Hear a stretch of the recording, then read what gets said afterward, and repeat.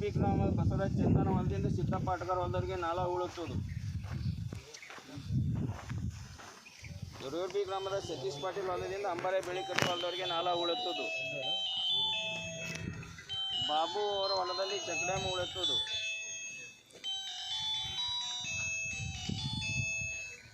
ST ಸ್ಮಶಾನ ಭೂಮಿ ಹತ್ತಿರ ಚೆಕ್ ಡ್ಯಾಮ್ ಉಳುತ್ತುವುದು.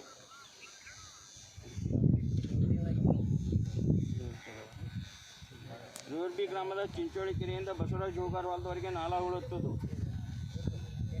ಬಿ ಗ್ರಾಮದ ಚಿಂಚೋಳಿ ಕೆರೆಯಿಂದ ಬಿ ಗ್ರಾಮದ ಗುಡ್ಡದ ಹತ್ತಿರ ಚೆಕ್ ಡ್ಯಾಮ್ ಉಳುತ್ತುವುದು. ಬಿ ಗ್ರಾಮದ ಚಿಂಚೋಳಿ ಕೆರೆ ಪುನಶ್ಚೇತ ಪೂರ್ವ ದಿಕ್ಕೆಂದು ಕೆರೆ ಉಳುತ್ತುವುದು. ಬಿ ಗ್ರಾಮದ ಚಿಂಚೋಳಿ ಕೆರೆ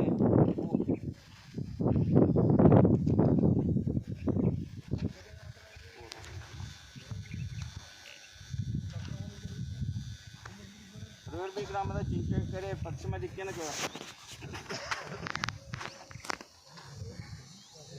ಕೆರೆ ಉಳುತ್ತದೆ. ಪೂರ್ವ ಪಶ್ಚಿಮ ಮಾಡಿರಿ ಅದರಾಗೆ.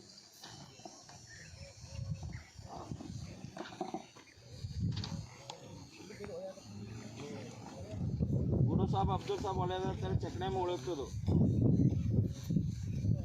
ಗುರು ಸಾಬ್ ಹೊಲದಿಂದ 10 ಮುಖ್ಯ ರಸ್ತೆಗೆ ನಾಲಾ ಉಳುತ್ತುವುದು.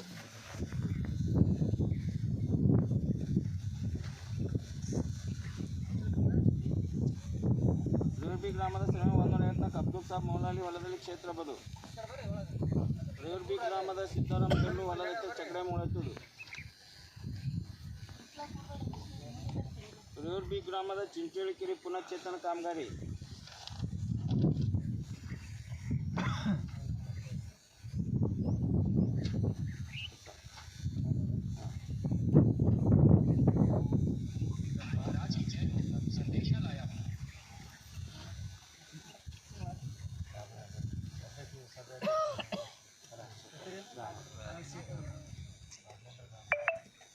ಎಲ್ರಿಗೂ ನಮಸ್ಕಾರ. ಇಲ್ಲಿ ನಾವು 2023-24ನೇ ಸಾಲಿನ ಸಾಮಾಜಿಕ ಗ್ರಾಮ ಸಭೆಯನ್ನು ನಾವು ಇವತ್ತು ರೇವೂರ್ಪುರಿ ಗ್ರಾಮದಲ್ಲಿ ಹಮ್ಮಿಕೊಂಡಿದ್ವಿ. ಈ ಒಂದು ಗ್ರಾಮ ಸಭೆಯ ಒಂದು ಅಧ್ಯಕ್ಷತೆಯಲ್ಲಿ ಈ ಒಂದು ಸಾಮಾಜಿಕ ಗ್ರಾಮ ಸಭೆಯ ಅಧ್ಯಕ್ಷತೆಯನ್ನು ರಾಜೇಂದ್ರ ಗಾಣೂರ್ ಅವರು ವಹಿಸ್ಕೋಬೇಕಾಗಿ ಅವರಲ್ಲಿ ಅದೇ ರೀತಿಯಾಗಿ ಈ ಒಂದು ಸಾಮಾಜಿಕ ಲೆಕ್ಕ ಪರಿಶೋಧನೆಯ ಒಂದು ಭಾಗವಹಿಸಿದಂಥ ಲೆಕ್ಕ ಪರಿಶೋಧನೆ ಗ್ರಾಮ ಸಭೆಯಲ್ಲಿ ಭಾಗವಹಿಸಿದಂಥ ಎಲ್ಲ ಒಂದು ಈ ಕೂಲಿ ಕಾರ್ಮಿಕರಾದ ತಮಗೆಲ್ಲರಿಗೂ ಎಲ್ಲರಿಗೂ ಒಂದು ಗ್ರಾಮ ಸಭೆಗೆ ಸ್ವಾಗತವನ್ನು ಕೋರುತ್ತೇನೆ. ಅದೇ ರೀತಿಯಾಗಿ ಸಾಮಾಜಿಕ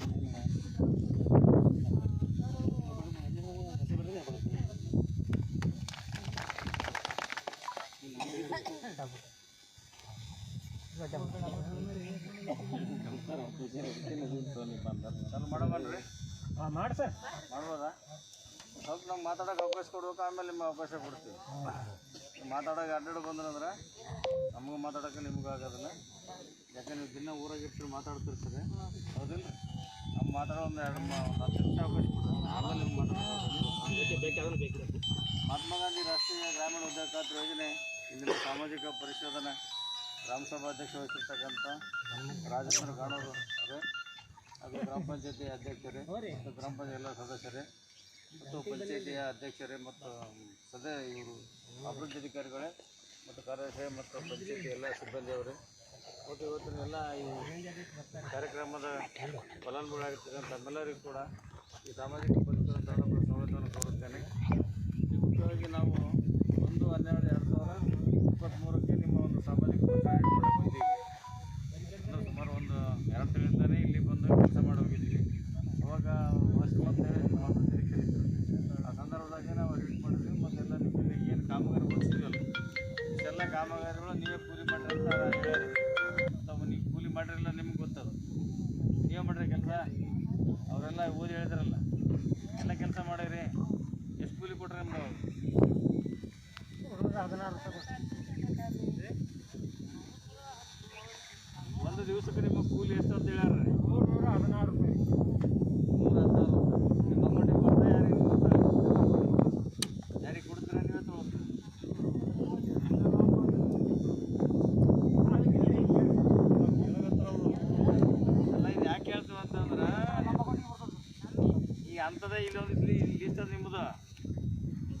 ಅಂತಂದು. ಯಾಕಂದ್ರೆ ನಿಮ್ಮ ಮನೆಗೆ ಬಂದಾಗ ನೀವೆಲ್ಲ ಹೇಳಿರಿ ಅದನ್ನ ಒಂದು ಲೀಸ್ಟ್ ನಂಬಿರಿ ಅದಕ್ಕೆ ಕೇಳಕತ್ತಿ.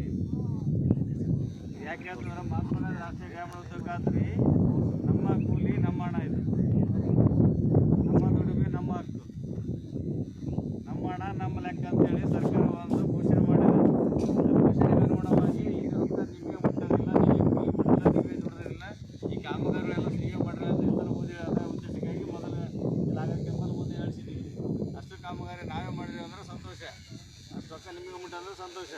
ಆದರೂ ಕೂಡ ಇಲ್ಲಿ ಕೆಲವು ಜನ ನಮಗೆ ಮುಟ್ಟಿಲ್ಲ, ನಾವು ಇಂಥವ್ರಿಗೆ ಸಾಹುಕಾರ ಕೊಟ್ಟಿವಿ, ಮೆಂಬರ್ ಕೊಟ್ಟಿವಿ, ಅಧ್ಯಕ್ಷ ಕೊಟ್ಟಿವಿ, ಶ್ರೀಶೈಲ ಕೊಟ್ಟಿವಿ ಅಂತ ಒಂದಿಷ್ಟು ಹೇಳಿದ್ರು ಆ ಲೀಸ್ಟಿದ್ರಾಗ. ಅದನ್ನು ಓದಿ ಹೇಳ್ತೀನಿ ನಿಮಗೆ. ಅದಕ್ಕಿಂತ ಮೊದಲು ಮಹಾತ್ಮ ಗಾಂಧಿ ರಾಷ್ಟ್ರೀಯ ಗ್ರಾಮೀಣ ಉದ್ಯೋಗ ಖಾತ್ರಿ ಯೋಜನೆ ಎಲ್ಲರಿಗೆ ತಮ್ಮೆಲ್ಲರಿಗೆ ಸ್ವಾಗತಿಸ್ತಾ ಒಂದೆರಡು ಮಾತಾಡಲು ಅವಕಾಶ ಕೊಡಬೇಕು.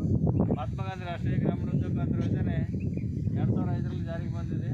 2005ರಲ್ಲಿ ಜಾರಿಗೆ ಬಂದು ನಮ್ಮ ಕರ್ನಾಟಕದಲ್ಲಿ 2006-2007ರಲ್ಲಿ ಜಾರಿಗೆ ಬಂದು ಅಲ್ಲಿಂದ ಇಲ್ಲಿವರೆಗೆ ಸುಮಾರು 14-15 ವರ್ಷದಿಂದ ಕಾಮಗಾರಿ ಮಾಡ್ತಾಯಿದ್ದೀರಿ. ಹಲವಾರು ಬದಲಾವಣೆಗಳು ಕೂಡ ಬಂದಿದೆ, ಇನ್ನು ಮುಂದೆ ಕೂಡ ಬದಲಾವಣೆಗಳು ಬರ್ತಿದೆ. ಅಲ್ಲಿ ಹೆಂಗಿತ್ತಂದ್ರೆ ಯಾರೋ ಕೆಲಸ ಮಾಡ್ತಾರೆ, ಯಾರೋ ಕಲ್ತಂತರು, ಯಾರೋ ಹೋದ್ರು, ಅದನ್ನೆಲ್ಲ ಬದಲಾವಣೆ ಮಾಡ್ಕೊಂಡು ಏನು ಮಾಡಿದ್ರು, ಪ್ರತಿಯೊಬ್ಬರಿಗೆ ಒಂದು ಅಕೌಂಟ್ ಮಾಡಿದ್ರು. ಹೌದಿಲ್ಲ ರೀ? ಅಕೌಂಟಿಗೆ ಮಾಡಿದ್ರು, ಪ್ರತಿಯೊಂದು ಅಕೌಂಟಿಗೆ ಆಧಾರ್ ಕಾರ್ಡ್ ಲಿಂಕ್ ಮಾಡಿದ್ರು. ಅದು ಉದ್ಯೋಗ ಖಾತ್ರಿ ಆಧಾರ್ ಕಾರ್ಡ್ ಈಗ ನಿಮ್ಮ ಅಕೌಂಟಿಗೆ ಏನಾದ್ರು ರೊಕ್ಕ ಬಂದಿಲ್ಲ ಅಂತಂದ್ರೆ ನಿಮ್ಮ ಅಕೌಂಟ್ನ ಲಿಂಕ್ ಆಗಿಲ್ಲ ನಿಮ್ಮೂರಿಗೆ ಇರ್ತಕ್ಕಂಥವ್ರು ರೊಕ್ಕ ಹೋಗ್ತದೆ. ಅದಕ್ಕೆ ಆಧಾರ್ ಕಾರ್ಡ್ ಲಿಂಕ್ ಮಾಡಿರ್ತಾರೆ, ಆ ಆಧಾರ್ ಕಾರ್ಡಿಗೆ ರೊಕ್ಕ ಹೋಗ್ತದೆ, ನಿಮ್ಗೆ ರೊಕ್ಕ ಬರಲ್ಲ. ನೀವು ಏನು ಮಾಡ್ತಾರೆ, ನಮ್ಮ ಕೂಲಿ ಬಂದು ನೋಡ್ರಿ, ನಮ್ಗೆ ಜಮಾ ಆಗಿ ನೋಡ್ರಿ ಅಂತೇಳಿ ಪಂಚಾಯತಿಗೆ ಒಂದು ಜಗಳಕ್ಕಂತ ಬೆಳಬರ್ಗು ಜಗಳದಾಗಲಿ ಜಗಳ ಮಾಡ್ಕೊಂತ ಕೂಡ್ತಾರೆ. ಅದಕ್ಕೆ ಯಾರಾದರೂ ಇನ್ನು ಮುಂದಾದರೂ ಕೂಡ ಇನ್ನೊಂದು ಸಲ ನೀವೇನು ಮಾಡಬೇಕು ಅಂದ್ರೆ ನಿಮ್ಮ ಅಕೌಂಟ್ ಇಲ್ಲಿ ಕೃಷ್ಣ ಗ್ರಾಮೀಣ ಬ್ಯಾಂಕ್ ಯಾರು ನಿಮ್ಮೂರಾಗೆ ಬ್ಯಾಂಕಿಗೆ ರೊಕ್ಕ ಬಂದಿಲ್ಲ ಅಂತಂದ್ರೆ ಆಧಾರ್ ಕಾರ್ಡ್ ಹೋಗಿ ನಿಮ್ಮ ಅಕೌಂಟ್ ನಂಬರ್ ಹೋಗಿ ಕೊಟ್ಟರೆ ಅಂತಂದ್ರೆ ಅದಕ್ಕೆ ಲಿಂಕ್ ಮಾಡ್ತಾರೆ. ಲಿಂಕ್ ಅನ್ನೋ ಒಂದು ಆಧಾರ್ ಬೇಸಿಸ್ ಸಲುವಾಗಿ ಪೇಮೆಂಟಿಗೆ ಅದು ಮಾಡ್ತಾ ಹಂಗೆ ಏನೋ ಅಂದ್ರೆ ಮಾಡ್ಕೊಂಡ್ರೆ ಅನುಕೂಲ ಆಗ್ತದೆ. ಇಲ್ಲಿ 2006-2007ರಲ್ಲಿ ಜಾರಿ ಬಂತು. ಜಾರಿ ಬಂದ ಸಂದರ್ಭದಲ್ಲಿ ಮುಖ್ಯವಾಗಿ ನಮ್ಮೆಲ್ಲ ಕೂಲಿ ಕಾರ್ಮಿಕರಿಗೆ ಎರಡಂತ ಕಾಮಗಾರಿ ಬರ್ತಾವಲ್ಲಿ, ಸಮುದಾಯದ ಕಾಮಗಾರಿಗಳು ಮತ್ತು ವೈಯಕ್ತಿಕ ಕಾಮಗಾರಿಗಳು ಅಂತೇಳಿ.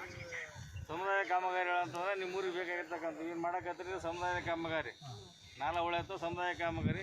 ನಿಮಗೆ ಬೇಕಾಗಿರ್ತಕ್ಕ ಕಾಮಗಾರಿಗಳು ಅಂತಂದ್ರೆ ನಿಮ್ಮ ಹೊಲದಲ್ಲಿ ಕ್ಷೇತ್ರ ಬದುಗಳಾಗಲಿ, ನಾಲಗಳಾಗಲಿ, ಅಥವಾ ನಿಮ್ಮ ಹೊಲದಾಗ ಹೂವಿನ ಗಿಡಗಳಾಗಲಿ, ಅಥವಾ ಹಣ್ಣಿನ ಗಿಡಗಳಾಗಲಿ, ಅಥವಾ ನಿಮ್ಮ ಹೊಲ ದನಗಳಿದೆ, ದನ ಶೆಡ್ ಮಾಡಿಕೊಂಡು ಕುರಿ ಶೆಡ್ಡು ಏನಾದ್ರು ಸಾಕಾಣಿಕೆಗಳು ಮಾಡ್ಕೊಂತಂದ್ರೆ ಅದು ನಿಮ್ಮ ಅನುಕೂಲಕ್ಕಾಗಿ.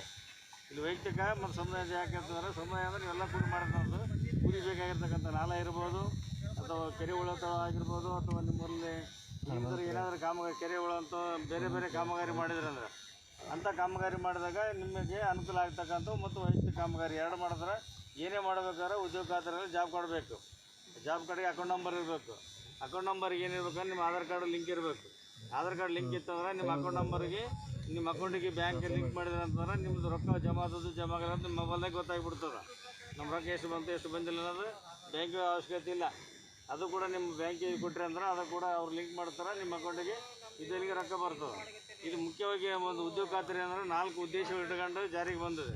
ಮೊದಲೇ ಉದ್ದೇಶ ಅಂತಂದ್ರೆ ಪ್ರಥಮವಾಗಿ ಪ್ರತಿಯೊಂದು ಕುಟುಂಬಕ್ಕೆ ಒಂದು ಜಾಬ್ ಕಾರ್ಡ್ ರೀ, ಪ್ರತಿಯೊಬ್ಬರಿಗಲ್ರಿ, ಪ್ರತಿಯೊಂದು ಕುಟುಂಬಕ್ಕೆ ಒಂದು ಜಾಬ್ ಕಾರ್ಡ್. ಆ ಕುಟುಂಬದಲ್ಲಿ 3 ಇರಲಿ, 4 ಜನ ಇರಲಿ, 10 ಜನ ಇರಲಿ, ಎಷ್ಟೇ ಜನ ಇದ್ದರೆ ಒಂದು ರೇಷನ್ ಕಾರ್ಡ್ ಅಂತ ಹೇಳ್ತೀವಿ. ಆ ರೇಷನ್ ಕಾರ್ಡಿಗೆ ಒಂದು ಜಾಬ್ ಕಾರ್ಡ್ ಕೊಡ್ತಾರೆ. ಆ ಜಾಬ್ ಕಾರ್ಡ್ನಲ್ಲಿ ನೀವು ಎಷ್ಟು ಮಂದಿ ಇರ್ತಾರೆ ಅಷ್ಟು ಮಂದಿ 4 ಮಂದಿ ಇದ್ರೆ 25 ಆಳು ಬರ್ತಾವೆ. ಇಬ್ಬರು ಇದ್ರೆ ಅಂದ್ರೆ 55 ಆಳು ಬರ್ತಾವೆ ಜೋಡಿಗೆ.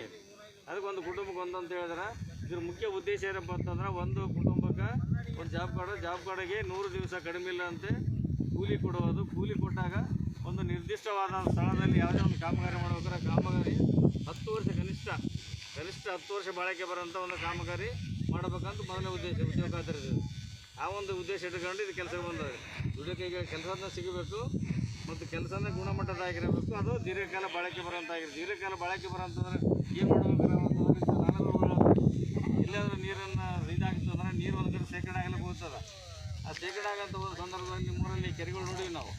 ಆ ಕೆರೆ ಕಲ್ಲಲ್ಲಿ ಮ್ಯಾಲೆ ಗಡ್ಡಿಗೆ ಏನೇ ಬರ್ತದೆ ಕೆರೆ, ಅದು ಹೌದಲ್ರಿ? ಆ ಕೆರೆ ನೋಡಿ ಬಂದು ಆ ಕೆರೆಗೆ ಏನು ಮಾಡೀರಿ ಅಂತಂದ್ರೆ ಅದು ಮಾಡೋ ಉದ್ದೇಶ ಏನಪ್ಪ ಅಂತಂದ್ರೆ ಉತ್ಪಾದನಶೀಲ ಅಂತ ಯಾಕೆ ಹೇಳ್ತಾವ ಅಂತಂದ್ರೆ ಆ ಕಾಮಗಾರಿ ಮಾಡೋದ್ರಿಂದ ಅಲ್ಲಿರ್ತಕ್ಕಂಥ ಮಣ್ಣು ಒಟ್ಟು ಹೊರಗಡೆ ಎಲ್ಲ ಮಣ್ಣು ಒಟ್ಟಿಗೆ ಹಾಕ್ಬೇಕು. ಒಟ್ಟಿಗೆ ಆಯ್ತು ಅಲ್ಲಿ ಹಾಳಾಗ್ತದೆ. ಹಾಳಾಯ್ತಂದ್ರೆ ಅಲ್ಲಿ ನೀರಿನ ಪ್ರಮಾಣ ನಿಂದಿರ್ತದೆ. ನೀರು ಹೆಚ್ಚಾಯ್ತಂದ್ರೆ ಅಲ್ಲಿ ಸುತ್ತಮುತ್ತ ಅಂತರ್ಜಲ ಹೆಚ್ಚಾಗ್ತದೆ.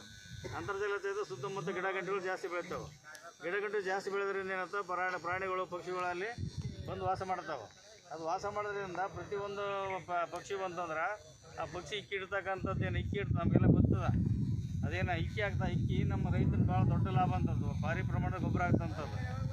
ಔಷಧಿ ಹೊಡಿತಲ್ಲ 1 ಲೀಟರ್ 10 ಲೀಟರ್ ತಂದು ಒಂದು ಇಕ್ಕಿ ಯಾವುದೋ ಒಂದು ಇಕ್ಕಿ ಅದು ಪಕ್ಷಿ ಇಟ್ಟದ್ದು ಇಕ್ಕಿ ಅಷ್ಟು 10 ಲೀಟ್ರಿಗೆ ಸಮಾನ ಅಂತದ್ದು. ಅಂಥವೆಲ್ಲ ಆಗ್ತವೆ ಅನ್ನೋ ಸಲುವಾಗಿ ಸರ್ಕಾರ ಉದ್ದೇಶ ಇಟ್ಕೊಂಡು ಕೆರೆ ಉಳತ್ತ ಕೆಲಸ ಮಾಡಕತ್ತಾರೆ, ನಾಲೆ ಉಳತ್ತ ಕೆಲಸ ಮಾಡಕತ್ತಾರೆ. ದೀರ್ಘಕಾಲ ಬಾಳೆಗೆ ಬರೋ ಅಂತ ಕೇಳ್ತೀನಿ ನಿಮಗೆ. ಅಲ್ಲಿ ಆಯ್ತಾರೆ ನಿಮ್ಗೆ ನೀರು ನಿಂತಂದ್ರೆ ನಿಮ್ಮ ದನ ಕರು ನೀರಿಗೆ ಅನುಕೂಲ ಆಗ್ತದೆ. ನಿಮ್ಮೂರಲ್ಲಿ ಎಲ್ಲ ಹೆಣ್ಮಕ್ಳಾಗಲಿ ನಿಮ್ಮೂರಾಗಲಿ ಅದಕ್ಕೆ ನೀರು ಬಳಕೆ ಮಾಡೋಕ್ಕೆ ಅನುಕೂಲ ಆಗ್ತದೆ. ಗಿಡ ಗಟ್ಟಿ ಬೆಳೆದ್ರಿಂದ ಪ್ರಾಣಿ ಪಕ್ಷಿಗಳು ಬೆಳಿತಾವೆ. ಇದು ನಮ್ಗೆ ಅನುಕೂಲ ಆಗ್ತಿಲ್ಲ ರೀ. ದೀರ್ಘಕಾಲ ಬಾಳೆಗೆ ಬರೋದು ಅಂತಂದ್ರೆ ಅರ್ಥ ಏನಾದ್ರು ಉತ್ಪಾದಶೀಲ ಅಂತಂದ್ರೆ ಏನು ನೀವು ಕೆಲಸ ಮಾಡಿ ಹೋಗ್ತೀರಿ. ನೀವು ಕೆಲಸ ಮಾಡಿದ್ರೆ ನೀರು ಮಳೆ ಬಂದಾಗ ನೀರು ನಿಂತಂದ್ರೆ ಇಷ್ಟೆಲ್ಲ ಅನುಕೂಲ ಆಗ್ತದೆ.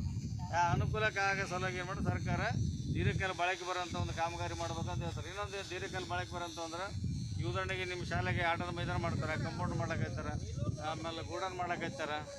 ಇಂಥೆಲ್ಲ ಕಾಮಗಾರಿ ಮಾಡಿದ್ರೆ ಅಂತ ರೈತರಿಗೆ ಅನುಕೂಲ. ಗೋಡನ್ ಮಾಡಿದ್ರೆ ಅಂತ ರೈತರು ಬೆಳೆದಂಥ ಬೆಳೆಗಳು ನಮ್ಮೆಲ್ಲ ಮನೆಗಳು ಚಿಕ್ಕ ಚಿಕ್ಕ ಇರ್ತಾವೆ, ಮನೆಗೆ ವಾಸ ಮಾಡೋಕೆ ಅನುಕೂಲ ಇಲ್ಲ. ಅಂತಲ್ಲಿ ಏನು ಮಾಡ್ತಾರೆ, ಈ ಸರ್ಕಾರಿ ಗೋದಾಮದಲ್ಲಿ ಮಾಲ್ ಇಡ್ಲಿಕ್ಕೆ ಅನುಕೂಲ ಮಾಡಿ ಕೊಡ್ತಾರೆ ಸರ್ಕಾರ ಫ್ರೀಯಾಗಿ.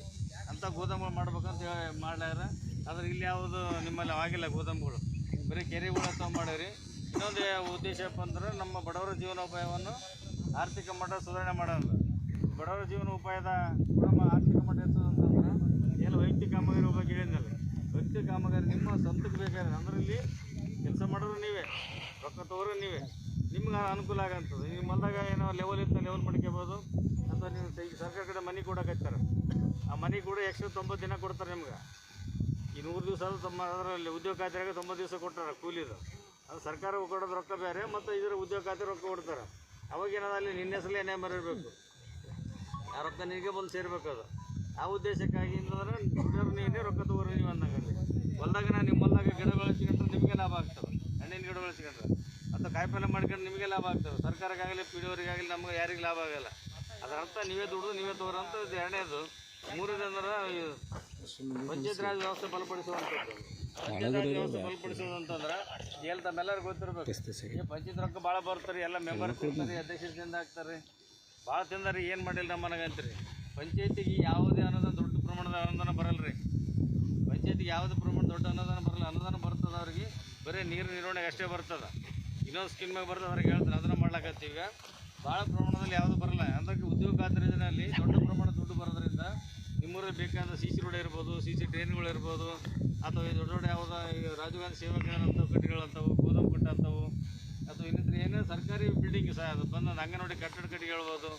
ಈಗಾಗಲೇ ಬತ್ತಲಗುಂಡಿ ಮಾಡ್ಕೊಳ್ಳಕತ್ತಾರೆ. ಅಂಥಕ್ಕೆಲ್ಲ ಅನುಕೂಲಕ್ಕೆ ಇದೆಲ್ಲ ಪಂಚಾಯತ್ ದುಡ್ಡು ಇರಲಿಲ್ಲ. ಅದಕ್ಕೆ ಇದನ್ನೆಲ್ಲ ಉದ್ಯೋಗ ಖಾತ್ರಿ ಹಾಕ್ಯಾರ. ಉದ್ಯೋಗ ಖಾತ್ರಿ ಹಾಕೋದ್ರಿಂದ ಇದರಿಂದ ಏನಾಗ್ತದೆ, ನಿಮ್ಮ ಆರ್ಥಿಕ ಇದು ಯಾವುದೇ ಒಂದು ನಿಮ್ಮ ಊರಿನ ಗುಣಮಟ್ಟದ ಕಾಮಗಾರಿ ಮಾಡ್ಕೊಂಡ್ರೆ ಅಂದ್ರೆ ಅದು ಪಂಚಾಯತ್ ಆಸ್ತಿ ಆದಾಗ ಆಗ್ತಾವೆ. ಈ ಶಾಲೆ ಕಂಪೌಂಡ್ ಕಟ್ಟೋದು, ಶಾಲೆ ಬಿಲ್ಡಿಂಗ್ಗಳು ಕಟ್ಟಿರೋದು, ಅಂಗನವಾಡಿ ಕಟ್ಟೋದಾಗಲಿ, ಅದು ಆಟದ ಮೈದಾನ ಮಾಡ್ಕೋದು, ನಿಮ್ಮಲ್ಲಿ CC ರೋಡು ಟ್ರೈನ್ ಎಲ್ಲ ಮಾಡ್ಕೊಂಡ್ರೆ ನಿಮ್ಮೂರಿಗೆ ಅನುಕೂಲ ಆಯಿತು. ಅದು ಪಂಚಾಯತ್ ಆಸ್ತಿ ಆಯಿತು. ಇಂಥೆಲ್ಲ ಡೆವಲಪ್ಮೆಂಟ್ ಮಾಡೋದಕ್ಕೆ ಉದ್ಯೋಗ ಖಾತ್ರಿ 4ನೇ ಇದು ಕೊಟ್ಟಾನ, 3ನೇ ಕೊಟ್ಟಾನ. 4ನೇದು ಏನಂತಂದ್ರೆ ಏನೆಲ್ಲ ನಮಗೆ ಸಂಬಂಧಪಟ್ಟಂತೆ ಈ ಮಹಿಳಾ ಸ್ವಸಹಾಯ ಸಂಘದ ಸದಸ್ಯರು ಇಲ್ಲೆಲ್ಲ ಇರ್ಬೋದು. ಮಹಿಳಾ ಸಂಘ ಸದಸ್ಯರು ನಿಮ್ಮೆಲ್ಲರಿಗೆ ಏನು ಮಾಡಿದ್ದಾರೆ ಅಂತಂದ್ರೆ ಸರ್ಕಾರ ಒಂದು ದೊಡ್ಡ ಪ್ರಮಾಣ ಆಫರ್ ಕೊಟ್ಟ. ನೀವು ಎಲ್ಲಿ ಸಂಘ ಸಂಸ್ಥೆ ಮಾಡ್ಕೋಬೇಕಂದ್ರೆ ಎಲ್ಲಿ ಗುಡಿಯಾಗೋ ಅಥವಾ ಯಾರ ಮನೆ ಮುಂದೆ ಕೂತು ಕೆಲಸ ಮಾಡ್ತಾರೆ, ಅದನ್ನೆಲ್ಲ ತಪ್ಪಿಸ್ಬೇಕಂತೇಳಿ ಇಲ್ಲಿ ಏನೇ ಪಂಚಾಯತ್ ವ್ಯಾಪ್ತಿಯೊಳಗೆ ಯಾವುದೋ ಸರ್ಕಾರಿ ಜಾಗ ಇತ್ತು ಅಂದ್ರೆ, ಕೌಂಟರ್ ಇತ್ತು ಅಂದ್ರೆ, ಅಥವಾ ಜಾಗ ಇತ್ತು ಅಂದ್ರೆ ಅಂತಲ್ಲಿ ಉದ್ಯೋಗ ಖಾತ್ರಿ ಒಳಗೆ ನಿಮ್ಗೆ ಶೆಡ್ ಮೀಟಿಂಗ್ ಮಾಡ್ಕೊಂಡು ಶೆಡ್ ಮಾಡ್ಕೊಳ್ಳೋಕೆ ಅವಕಾಶ ಮಾಡಿಕೊಟ್ಟಾನೆ. ಇದು 4ನೇದು ಮುಖ್ಯ ಉದ್ದೇಶ ಇಲ್ಲಿ. ಅಂದ್ರೆ ಮಹಿಳೆಯರಿಗೆ ಹೆಚ್ಚಿನ ಪ್ರಮಾಣದಲ್ಲಿ ಕೊಟ್ಟಾನ.